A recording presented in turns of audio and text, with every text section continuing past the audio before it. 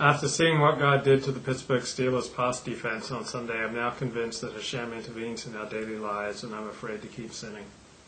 Good. So the fact that he allowed Tebow to throw that pass not only perhaps creates a situation where a non-Jew may want to start, who doesn't believe in anything, might want to start believing in Christianity, which I think is good, right? That I'd rather him believe in the Noahide laws, but until then, at least Christianity, But it's caused Levi to maybe say, I'm not going to go to that massage parlor. Right, and we see how. But see, this is where it's all talking with you.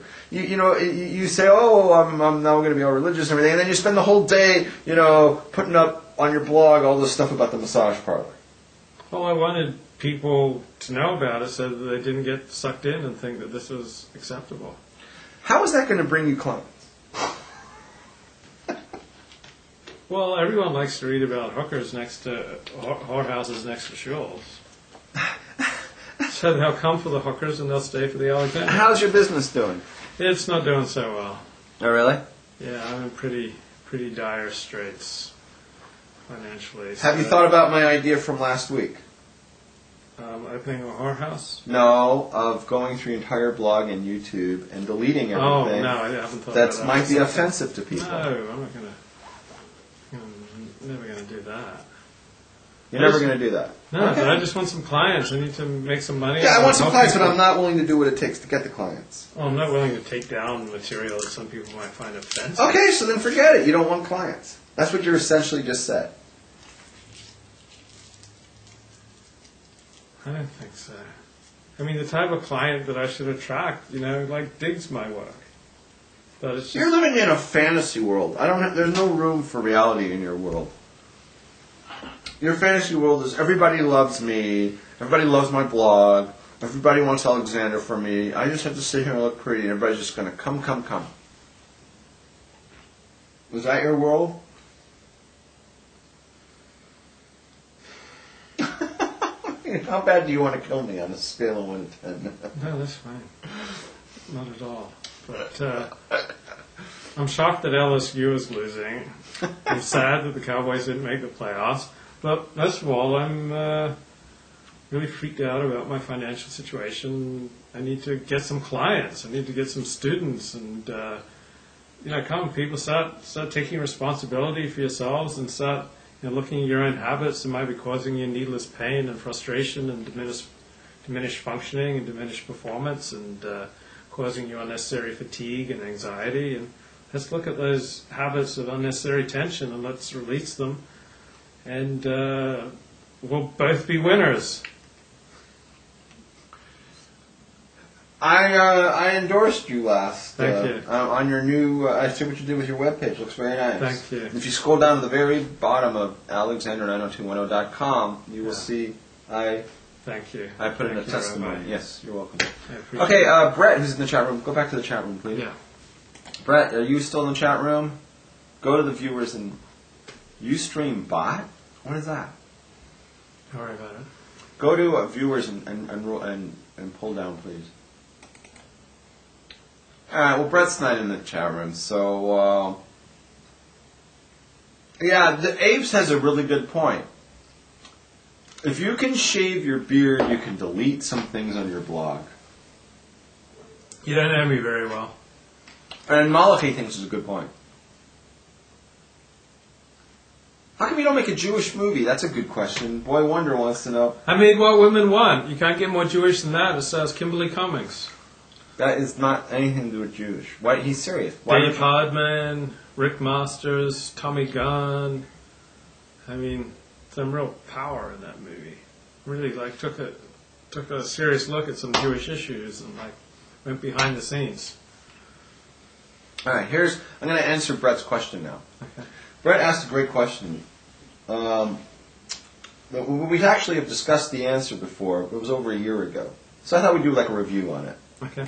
The question was, how does Judaism look at rats? Yeah, people who turn other people over. For instance, in organized crime, it's always very common that the rat will rat out everybody else to save his own butt. He becomes like an FBI informant, and then everybody else goes to jail, and the rat goes to witness protection or something. Like a very famous rat was Sammy the Bull, Gravano, right? Yeah. And his daughter is in Mob Wives. Uh-huh. If you ever watch that, you watch that? Oh, if you like women beating the crap out of each other, it's funny. They had a full-on fight last night. So how does Torah view that? So I mentioned to Brett that there's actually a case that we had 3 years ago that was here in America, in New Jersey. Mm-hmm. There was a guy in Deal. Is that how you pronounce it? Deal, New Jersey? He's a Sephardi guy, a Syrian Jew. Mm-hmm. And he ratted out like the whole shul because they were all doing different money laundering and stuff. And what is it? Services for money? Is that what they call it? Services for money paid or something like that? What do they call money laundering? And services rendered. Mm-hmm.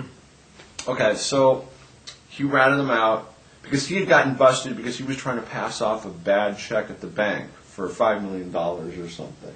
Yeah. And so the FBI busted him, and so they made a deal with him. He turned over all these guys, and he gave them all the goods on those guys, and then they all went to prison. No, they all got arrested. Whatever happened with them? Do you know what happened with their cases? No, I assume they got a few years in prison. Do you know that for a fact? No. No. Okay. So the question is, what's the halacha say about what that guy did? What do you think the halacha is? What do you think Judaism says about that guy?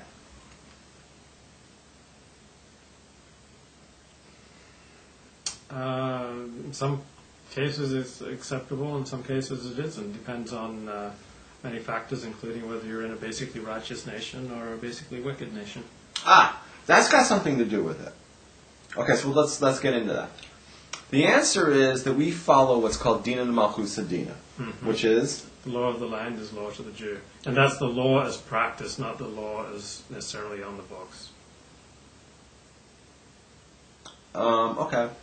So we follow the law of the land. If something's illegal to do in America, and that thing which is illegal doesn't violate Torah. Yeah. In other words, if there was a law in America that you can't put onto film, you can't practice Judaism, then we don't follow Dina Malchus Dina. Yeah. We follow the Torah law. Yeah. Right? That's what Levi's talking about. If it's an evil versus what do you call it? A righteous country? Basically a righteous country. If the country allows us to practice Judaism and lets us do the things that we need to do to keep Judaism, then we follow their laws just like we follow our laws. Yeah. But if it's a kind of a country like the Soviet Union that doesn't let us practice Torah, then we don't follow them when they say that.